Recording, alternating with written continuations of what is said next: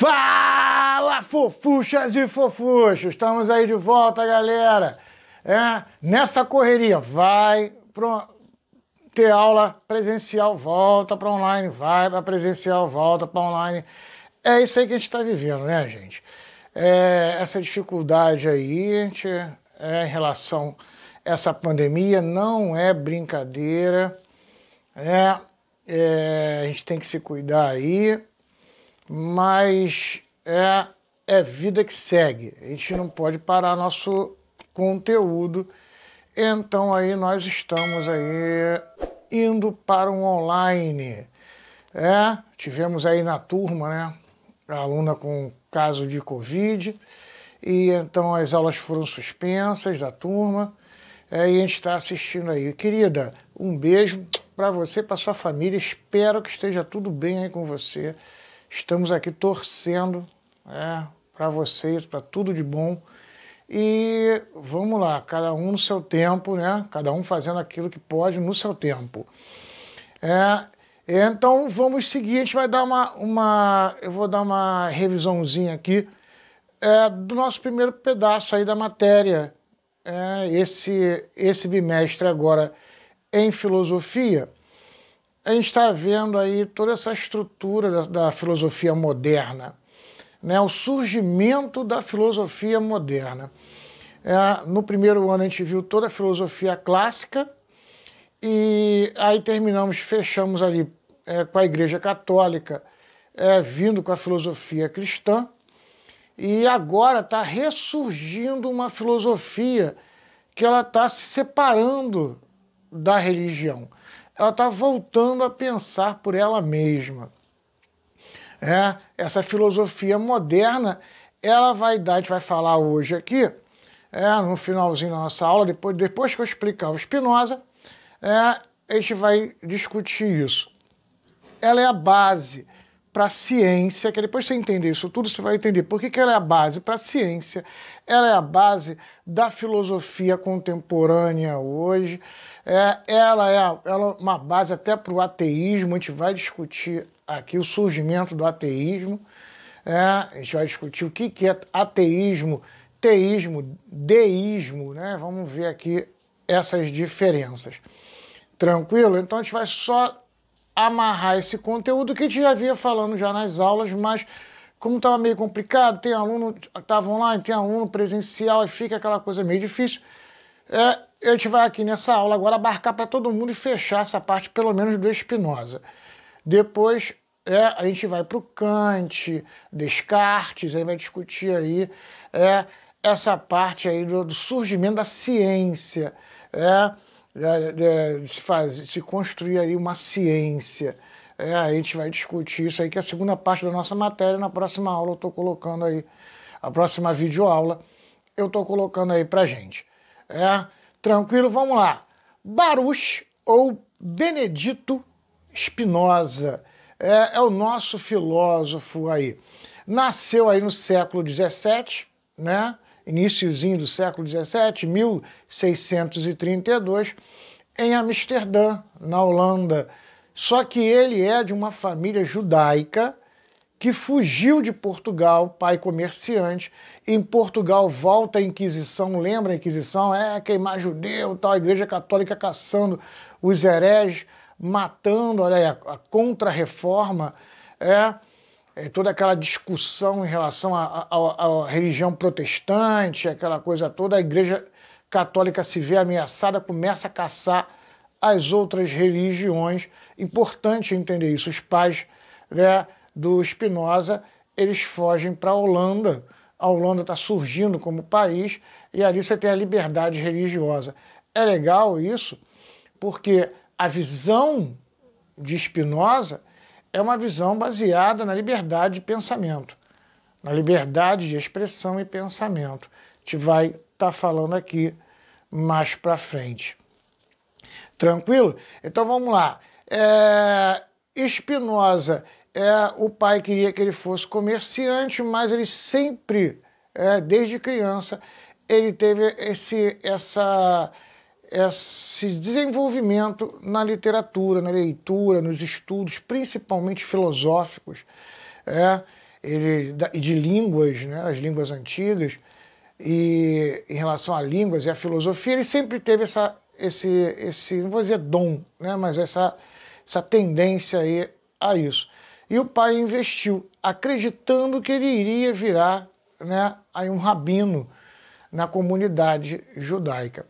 Mas aí os pensamentos, né, de Spinoza são tão radicais, para a época, não para hoje, né, mas para a época, são tão radicais, que ele, em 1656, ele vai ser excomungado, expulso da comunidade judaica, como herege. André, o que é excomungar? Excomungar é você tirar o batismo da pessoa e dizer que a pessoa vai queimar no inferno. Ele não participa mais daquela comunidade religiosa, ele é expulso do grupo. Olha que nível ele é expulso do grupo. E ele vai viver, né, por outras cidades holandesas, aí vai fazer a vida dele por outras cidades holandesas. Vai escrever várias obras, principalmente falando sobre Deus, falando sobre ética e política, vai discutir ética e política, e ele vai... A maioria das suas obras só vão ser, isso é interessante para a gente entender, o Spinoza, ele é um autor póstumo, que a gente fala. Por quê? Porque as grandes obras dele, na verdade, elas só vão ser publicadas e lidas já no século XVIII. Ou seja, depois da morte dele, é que vai começar a se ler Spinoza, quase 100 anos aí depois, né? Vai começar a se ler Spinoza. Para você ter ideia, o Spinoza, até mais, aí, século XX. O Spinoza, as últimas obras dele são publicadas, e ele começa a ser um autor muito lido, de expressão, se não me engano, na década de 70 agora, né? 70, século XX. Olha quanto tempo depois que a gente vai ter acesso total à obra do cara e que a obra dele vai começar a ser discutida. Então ele ficou meio que esquecido aí durante todo este tempo. Vamos lá. Ele vai morrer, como a gente falou aqui, em 1677, né, de tuberculose. Fica doente, pobre, abandonado pela família, pela grande maioria dos amigos, e aquela coisa toda. Tranquilo até aí, gente? Vamos continuar então, vamos dar uma olhadinha na obra de Spinoza e por que tanta confusão. Primeiro, vamos dar uma olhadinha aí no Deus de Spinoza. Vamos lá? Partiu! Beleza, galera, vamos lá então. Olha aí, primeira coisa que a gente tem que entender com Spinoza, e a gente veio discutindo isso durante toda a nossa matéria de filosofia. Vimos isso no primeiro ano e eu bati isso aqui até na sala de aula com os alunos. A discussão de emanência e transcendência. Ou seja, vários filósofos durante muito tempo acreditavam na transcendência, de que existiria. A gente viu isso aqui quando a gente falou, até falei aqui, quando a gente falou aqui do Pitágoras e filósofos antigos, eles acreditavam que esse mundo aqui é um mundo físico, ele é imperfeito, ele tem erros, e que existia o mundo das ideias, que é um mundo transcendente, seria o mundo dos deuses, ou Deus, aí depende da sua filosofia, seria o mundo das ideias, um mundo transcendente, que esse mundo seria perfeito. Então você tem aí dois mundos. Um mundo físico imperfeito e um mundo transcendente que é perfeito. Isso vai até, para você ter ideia, até aí o Descartes, né, com a visão cartesiana, a visão dele é uma visão de um mundo imperfeito e um mundo perfeito, transcendente. Isso é fundamental para você entender essa estrutura de Spinoza e entender como Spinoza é importante. Spinoza vai contra isso. Spinoza não é transcendente, para ele não tem esses dois mundos, só tem um. Ele é emanente, tudo está aqui, inclusive Deus. Deus é tudo. Importante você entender isso. Deus é substância. Deus é natureza. Aí está ali a frase de Spinoza. Deus, substância natural, seive natura. Deus é a substância natural. Ou seja, tudo que existe é Deus. Tudo, o universo, tudo que existe é Deus. É importante a gente entender isso. Nós estamos dentro de Deus, a gente vai discutir isso aqui daqui a pouco. Para você compreender isso aí. Vamos lá. Se Deus é tudo, Ele é seu autocriador, ele é eterno e ele é indestrutível. Ele não acaba, ele é infinito. Sacou? Então Deus é eterno e Deus é infinito.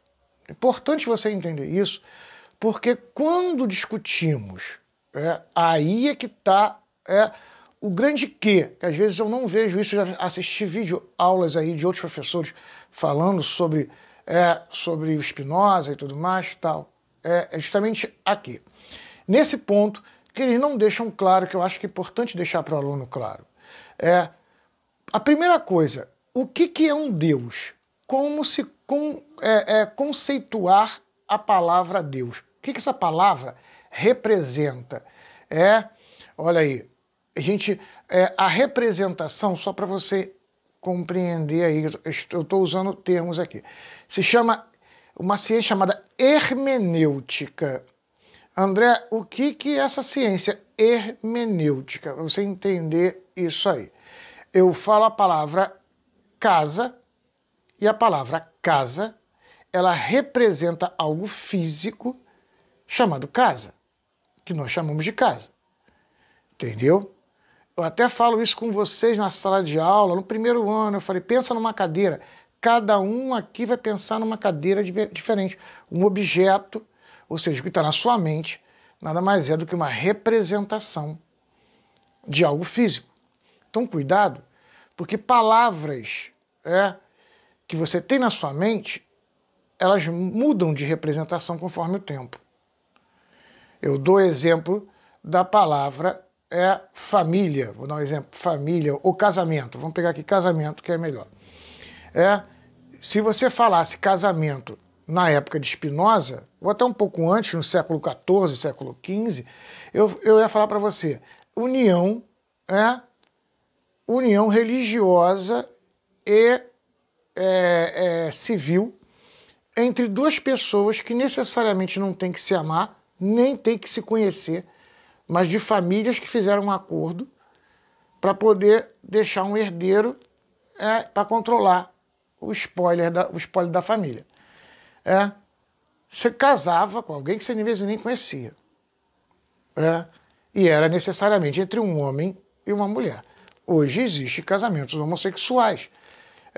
Hoje o casamento está relacionado basicamente a amor, Pelo menos é o que socialmente a gente fala.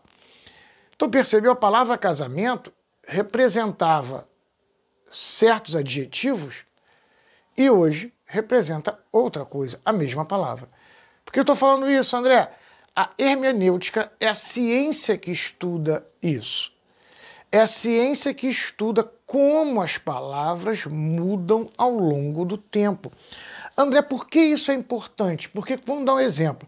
Quando eu pego um documento, um registro de casamento de 1500 lá em Portugal, eu, professor de história, eu pego esse registro de casamento de 1500, quando eu vou estudar esse registro, eu não posso pensar na palavra casamento levando em consideração é o que essa palavra representa na minha sociedade hoje. Eu tenho que entender a palavra casamento como ela representa naquela sociedade.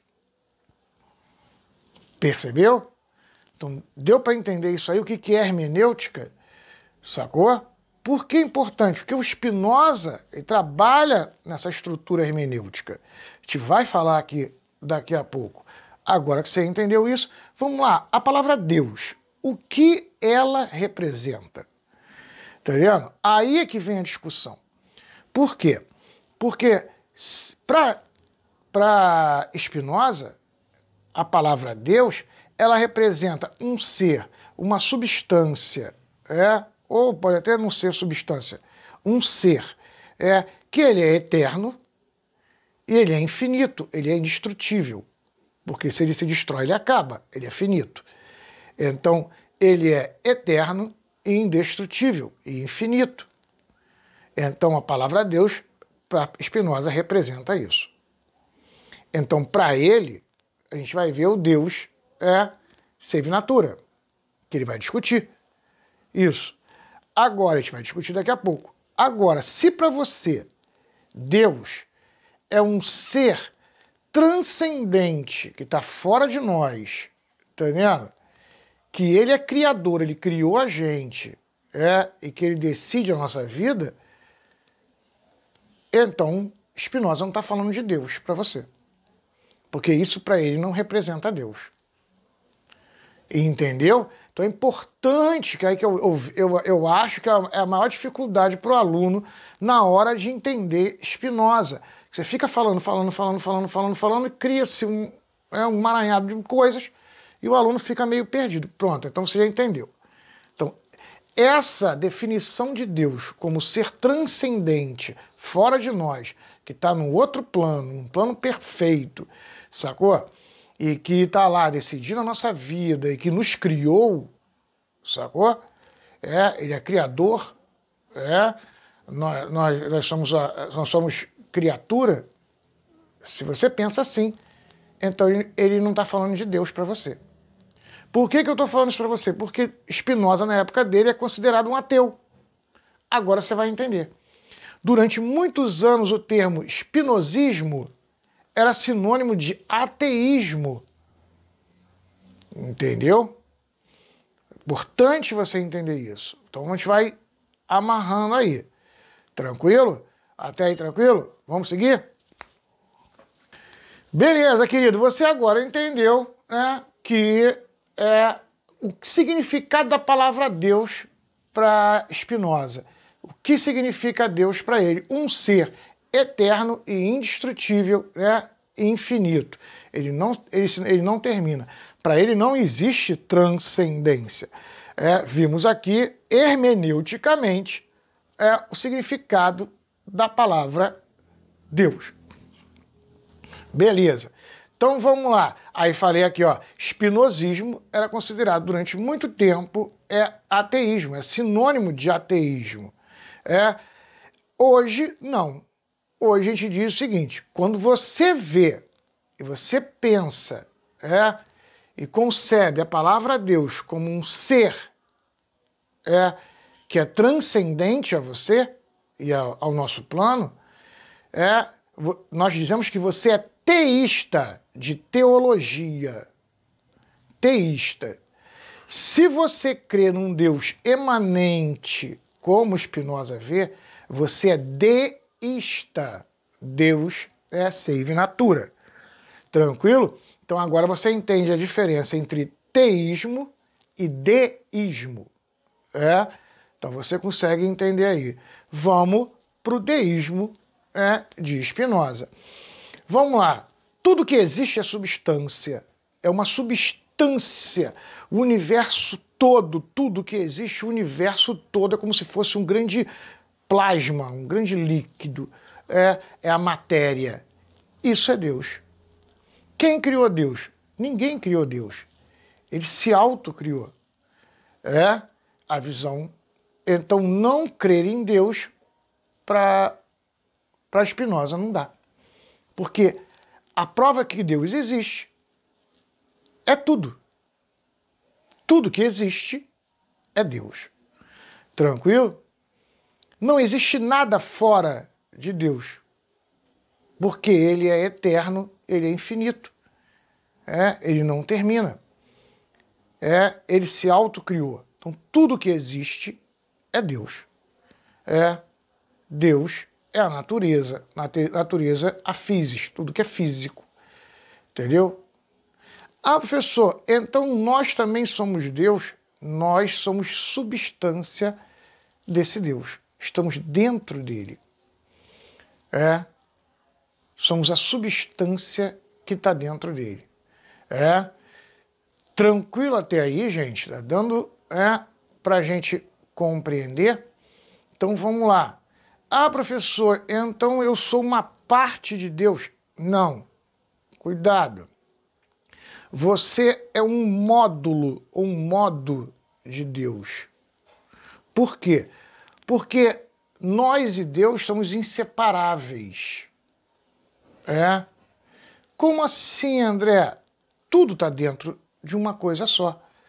Para pensar que tudo é um líquido. Na verdade, só existem rearranjos.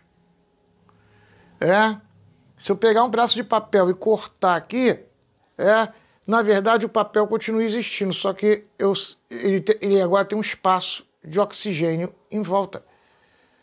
Eu só rearranjei a matéria. A matéria, ela está sempre se rearranjando. Por isso, o Spinoza não acredita na morte. Ele fala que a morte é um erro. A gente pensa errado. A morte, ela não existe. Porque a ideia de morte é a ideia de fim.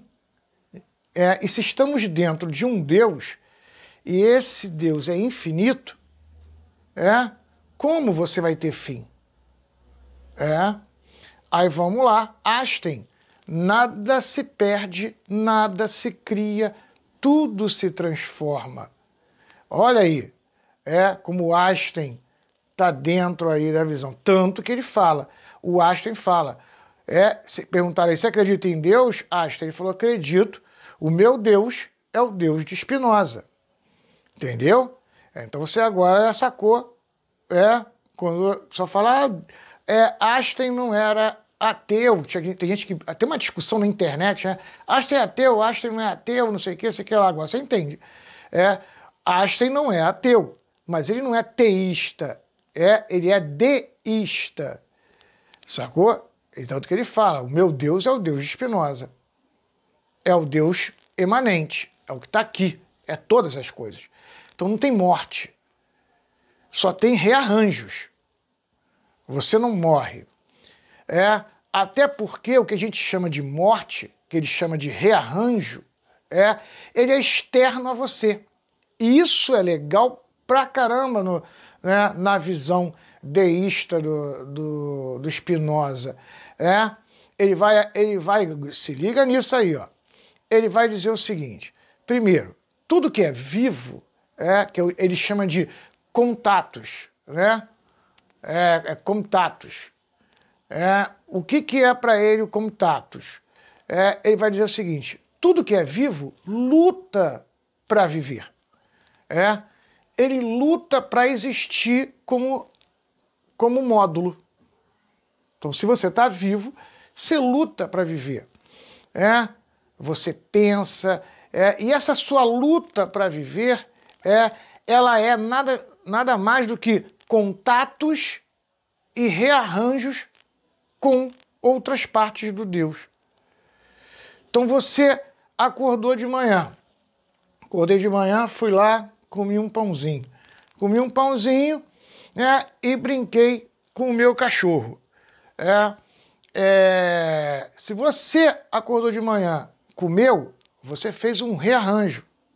Por quê? Você absorveu substância que agora faz parte da sua substância.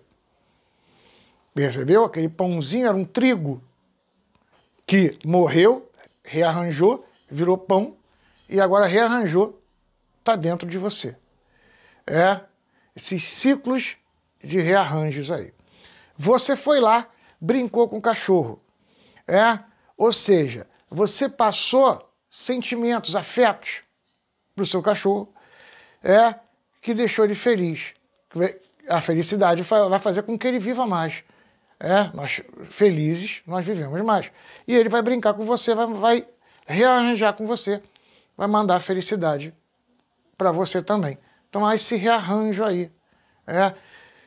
Dá uma paradinha aí. Cuidado, que agora vamos falar aqui de descarte, que a gente vai entrar em descarte. Para o descarte, existe o mundo das ideias. Então, o teu pensamento, teus sentimentos, que ele chama de alma, chama de espírito, então cuidado, eu sempre falo isso. A palavra espírito, olha a hermenêutica aí, a palavra espírito, para os gregos, não significa essa fumacinha, entendeu? Transcendente que sai do seu corpo, sacou? Isso aí é um outro sentido que nós damos. A palavra espírito, em grego, significa o eu. Pro Descartes, a gente vai ver aqui, o cartesianismo, o espírito é transcendente. Ele está em outro plano, no plano perfeito. Spinoza fala, não, ele faz parte de nós. Está tudo no mesmo plano. Pensar nada mais é do que reações químicas e elétricas, impulsos químicos e elétricos dentro do nosso corpo. Olha a visão de Spinoza no século XVII. No século XVII. Isso é importante, que deixa eu fechar aqui a aula, eu vou falar, ele é um boom, um empurrão para surgir a ciência. Olha como o cara está discutindo. Olha como é que Einstein pegou a ideia dele. Ó. Nada se cria, nada se perde, tudo se transforma. A visão de Spinoza aí no pensamento, tanto que ele vai citar Spinoza. Olha para a ciência, a história, a maneira com que Spinoza vê as coisas, com a hermenêutica, a visão dele.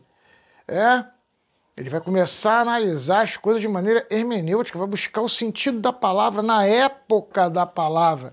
Olha a base para a gente da ciência e história nascendo aí em cima de Spinoza. Olha como é que Spinoza é importante para as ciências. Aí você começa a entender essa estrutura aí. Até aí tranquilo, gente? Dando para a gente entender isso aí? Vamos lá. Então, só para você perceber a importância dele para a gente. Para a ciência em geral. Vamos lá, então. Então, para ele, não existe morte. Só para a gente fechar essa ideia aqui. Não existe morte. Existe rearranjo. Até o suicídio, que as pessoas... Você pode falar assim, André, todos nós... Você falou que o comitatus... o contatus... na verdade, aí... É a luta que todos os seres vivos lutam para viver e manter, o seu módulo vivo, e o suicida que ele se mata. O Spinoza vai falar, a morte, o rearranjo, ele nunca é de dentro para fora, ele é de fora para dentro.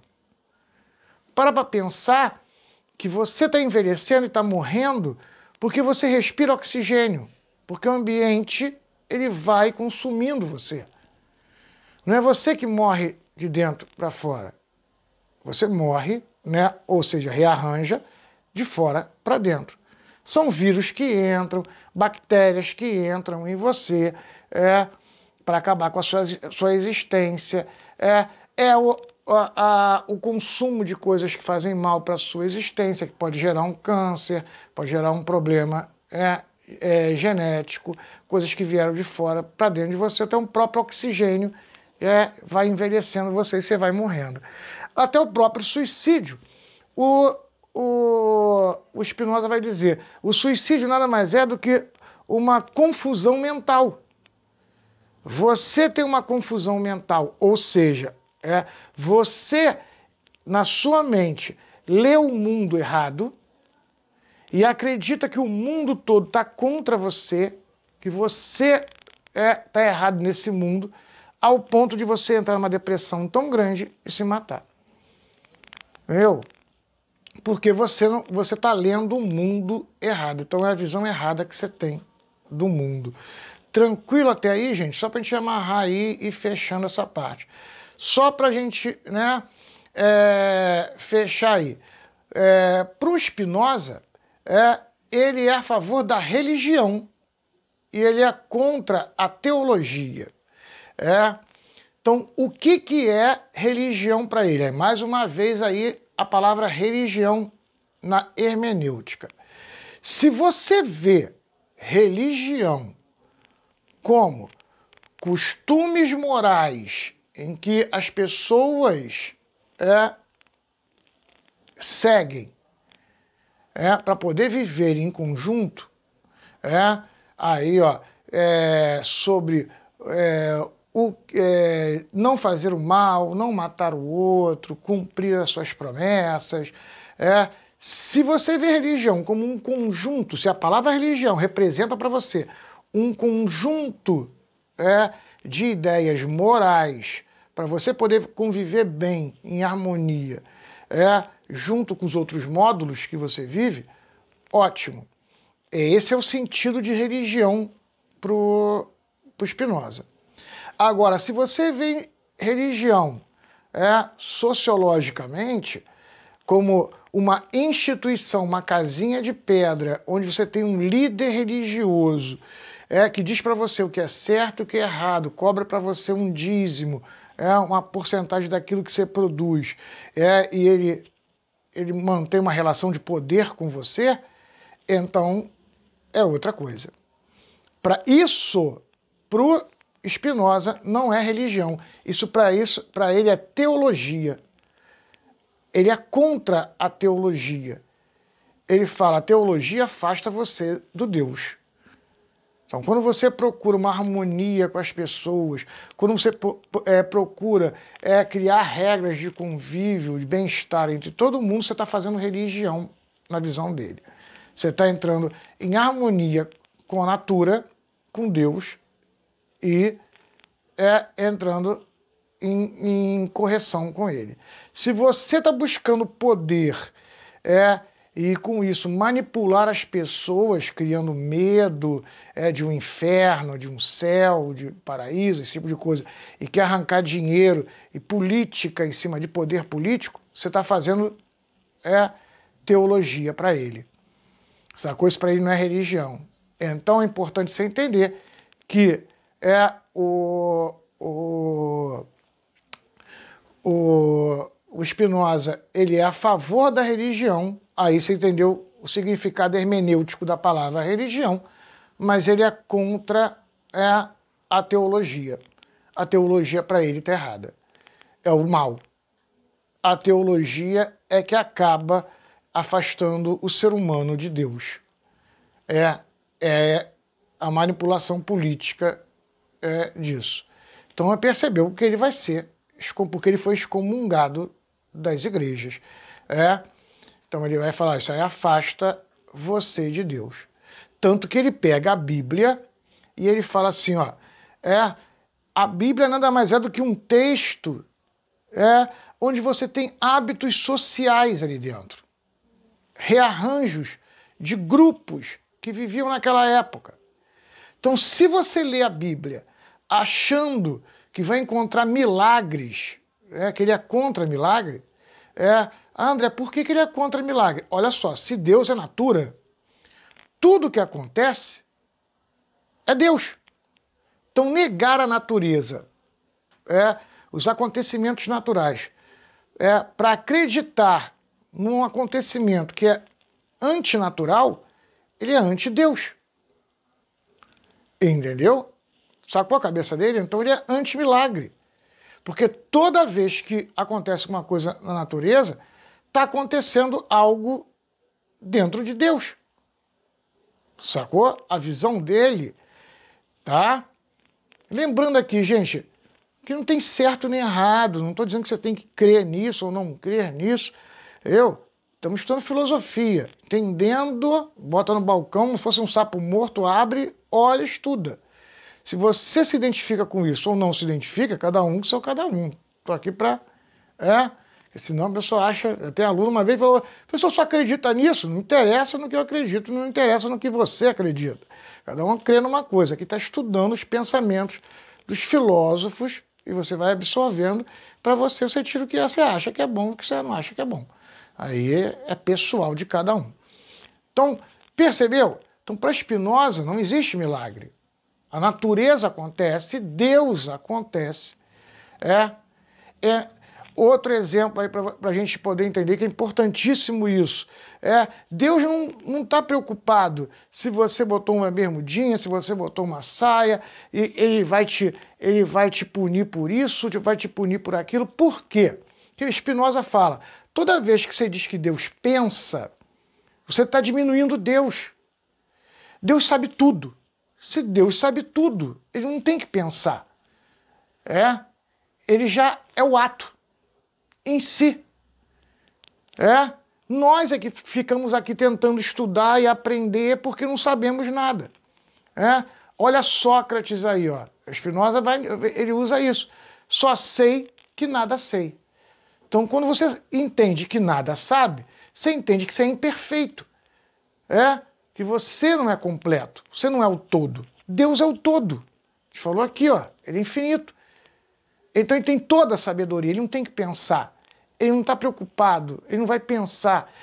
Quando você está fazendo isso, você está dizendo que Deus está com raiva, Deus vai te punir, Deus vai te presentear. Você está dando a Deus sentimentos humanos. Você está diminuindo Deus de um ser perfeito para um ser imperfeito como você. É importante você entender isso. Olha como é que Spinoza amarra essa estrutura toda aí. Então, quando ele fala aqui, ó, quando você vai pegar a Bíblia, você não pode olhar para a Bíblia e achar que vai encontrar milagres, encontrar Deus brigando, Deus punindo, Deus perdoando. Nada disso. Você tem que olhar e entender os rearranjos que as sociedades faziam na época, lendo de maneira hermenêutica. Eu dou sempre esse exemplo aqui, ó. Os judeus, eles não comiam carne de porco, porque eles diziam que Deus tinha proibido eles comerem a carne de porco. O Spinoza, ele fala, você tem que entender que hoje você pega um porco que foi criado sem sujeira nenhuma, num ambiente limpo, higiênico, você bota essa carne para congelar ela, depois você bota ela na panela de pressão, cozinha, depois você vai fritar, você come. Se você tiver com alguma coisa no sangue, é arriscado dar problema, porque a carne de porco é uma carne pesada. Imagina naquela época, antes de Cristo, quando o cara criava num chiqueiro cheio de doença, cheio de sujeira ali, depois pegava aquela carne e fritava ela direto e comia. Muita gente pegava doença e morria. Tantas pessoas morriam comendo carne de porco, que a própria igreja, ela vai falar que Deus não quer que você coma carne de porco. Então ele fala, você entendeu os rearranjos? Isso é entender Deus. Eles entenderam daquela época, naquela linguagem. Não tem milagre nenhum aí. Não tem transcendência nenhuma aí. Você tem que ler hermeneuticamente aquela sociedade. Aí agora você percebeu por que Spinoza é tão importante para as ciências, quando ele entende que não existe um mundo, que esse mundo não é imperfeito, esse mundo é perfeito, ele se auto-explica, quando ele vai desenvolver aí essa visão hermenêutica de leitura das coisas, isso tudo dá um pontapé para a ciência no futuro. Tranquilo até aí, gente? Amarramos? Tem um exercíciozinho aí na apostila. Algumas questões já são do Kant, do Descartes, mas já tem umas ali do Spinoza, você já pode fazer, tá? Já ir fazendo aí, tirando suas dúvidas. Eu peguei dos vestibulares aí, do Enem que teve. Tranquilo, gente? Gente, em casa, tranquilo, não fica dando mole. Ah, André, eu tenho que sair, não dá para ficar dentro de casa. Eu entendo, querido, a vida nem quem dera que fosse tão simples, mas tem que sair, álcool gel, distanciamento, máscara, responsabilidade. Se todos nós tivéssemos seguido aquilo que a Organização Mundial de Saúde nos preconizou, hoje não estaremos voltando, dando 3 passos atrás para ficar dentro de casa de novo. Tranquilo? Só não vou nem discutir o governo que não comprou vacina. Mas aí já é outra coisa. Mas a gente estaria se todos nós estivéssemos seguindo, se não fosse a brincadeira, não vou usar máscara, isso é bobeira, eu não pego, né? Essas coisas do outro mundo. Tranquilo? Fomos aí, gente. Beijão no coração de vocês, gente. Boa semana aí, ó. Fui!